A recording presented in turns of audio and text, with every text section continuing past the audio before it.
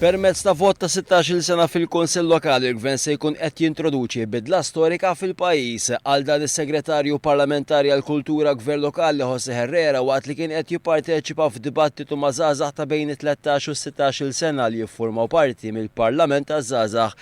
Herrera esprima sodisfazzjon għall-ammont ta' nisa li qed jieħdu sehem f'dan il-programm. Is-Segretarju Parlamentari Jose Herrera saħaq li dawn il-bidli storiċi qed isiru bil-parteċipazzjoni tal-partiti politiċi u anke l-Knisja. Fil-fatt fl-aħħar ġimgħat Herrera iltaqa' mal-Isqof ta' Għawdex Mario Grek rigward il-proposta li mingħati wkoll wara xewqa għal aktar involviment taż-żgħażagħ fil-proċess demokratiku.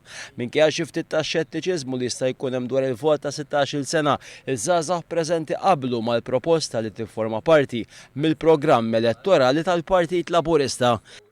Mela, iż-żgħażagħ għandhom jingħataw il-vot ta' 16-il sena biex hekk ikun jistgħu juru żidu l-involviment tagħhom fis-soċjetà u speċjalment jiena li fil-Parlament taż-żgħażagħ qiegħed bħala koordinatur tal-partit li għandu l-involviment taż-żgħażagħ fis-soċjetà fil-ħidma tiegħu, naħseb illi kull ħaġa li tgħin iż-żgħażagħ biex iżidu l-involviment tagħhom fis-soċjetà għandna ninkoraġġuha u ovvjament għandha tkun bħala pakkett tagħha għandha jkollha edukazzjoni kbira. Iż-żgħażagħ għandhom jingħataw il-vot sabiex ikunu iktar ċittadini attivi, iħadnu iktar il-valur tas-soċjetà u l-parteċipazzjoni fis-soċjetà.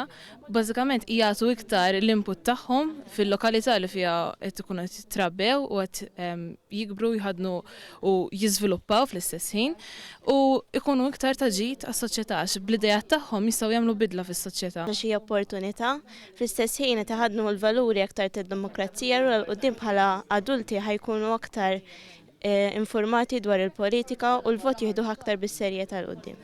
Intant f'dan id-dibattitu ħasem ukoll il-kelliem tal-Oppożizzjoni Robert Kutajjar.